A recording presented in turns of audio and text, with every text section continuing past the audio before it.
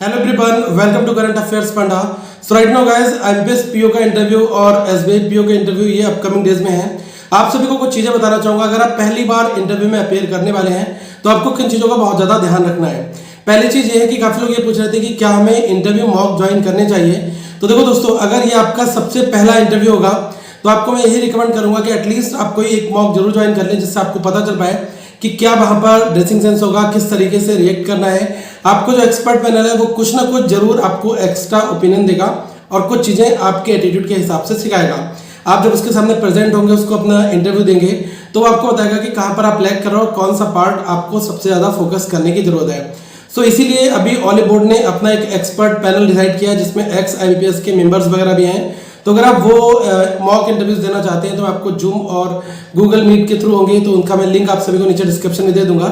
आप उन mock interviews को फॉलो कर सकते हैं। अब यहाँ पर दो तीन चीजें जो मैं आपको एक्स्ट्रा यहाँ पर बताना चाहूंगा। पहली चीज ये है कि जब कभी भी आप इंटरव्यू देने जाएंगे तो क्या वहां पर आपकी सब्जेक्टिव नॉलेज चेक होगी। देखो, मैं आपको बताना चाहूंगा कि जब हम अपना सीबी, जो हमारा प्रॉपर बायोडाटा होता है, वो जब इंटरव्यू लेने वाला पर्सन होता है उसके हाथ में आता है, तो वो उन चीजों को देखकर कुछ चीजें इंटरप्रेट करता है।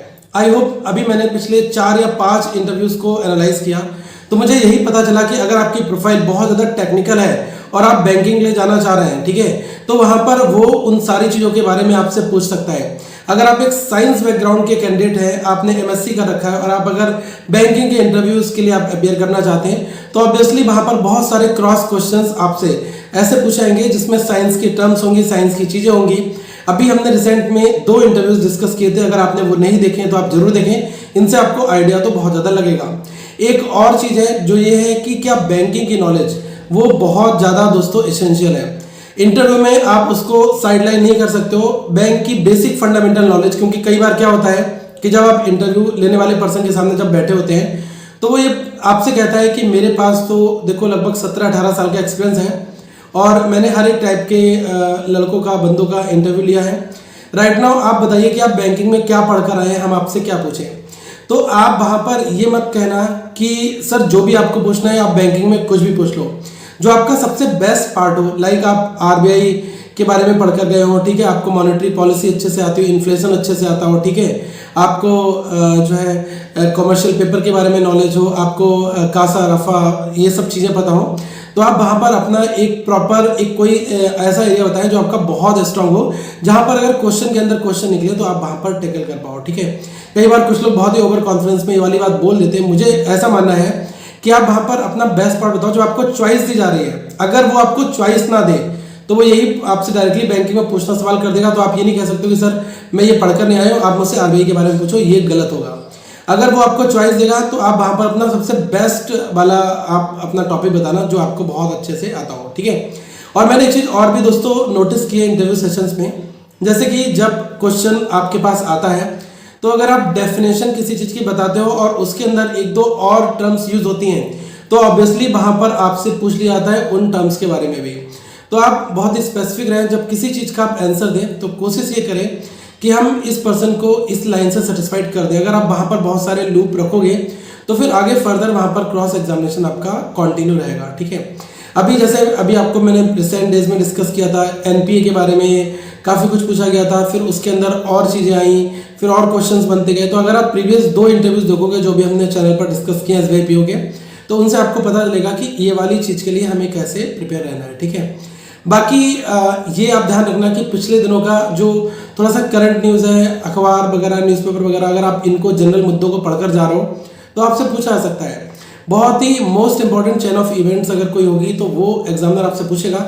और अगर आप वहां पर बोलते हो कि सर ये चीज़ मुझे नहीं पता, मैं इसको पढ़कर नहीं आया हूँ, तो मुझे लग रहा है ये बहुत निगेटिव डालता है इम्पैक्ट, क्योंकि वो ये जानना चाहते हैं कि जो बहुत हाईलाइटेड न्यूज़ रही है एटलीस्ट उसको आपको पता होना जरूरी है, ओके।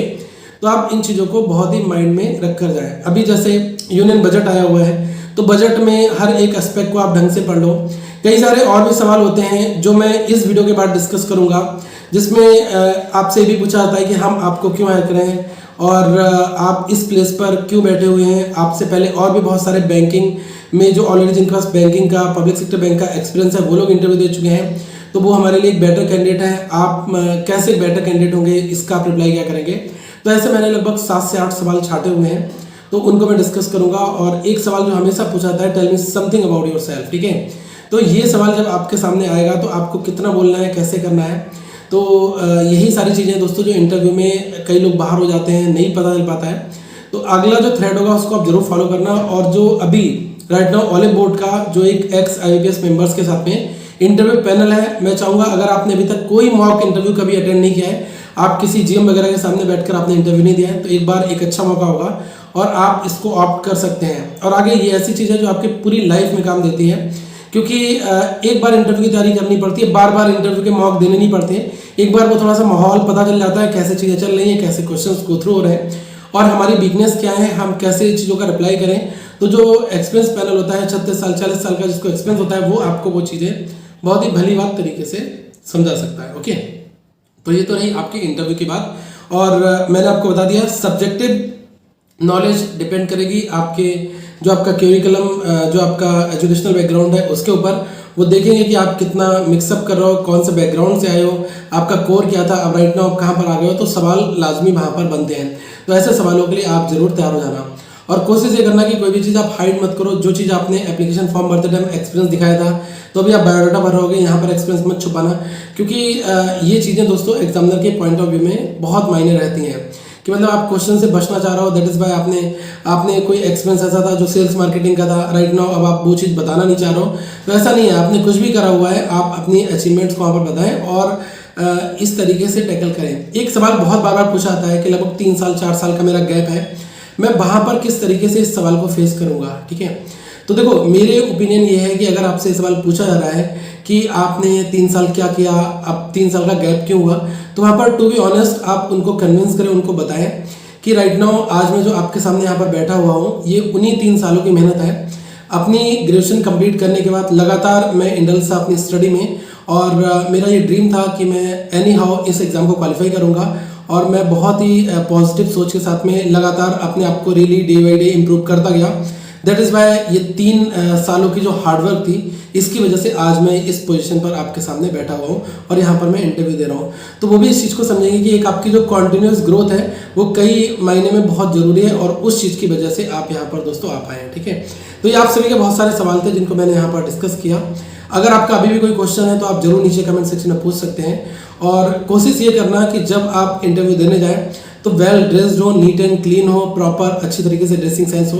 तो ये चीज़ें अगर आप मॉक वगैरह ज्वाइन करोगे उनसे भी आपको काफ़ी हेल्प मिल जाएगी। बाकी हम अगले सेशन में और भी बहुत सारे सवाल करेंगे, डायरेक्टली उन सवालों के आपको जवाब बताएंगे कि क्या बेस्ट पॉसिबल सोल्यूशन आप सभी को वहाँ पर देना चाहिए। तो प्लीज़ इस वीडियो को आगे फॉरवर्ड करें और लिंक आप सभी को मैंने डिस्क्रिप्शन में दिया गया है ताकि आपको डायरेक्टली मदद मिल पाए। So thank you, have a good day all of you once again.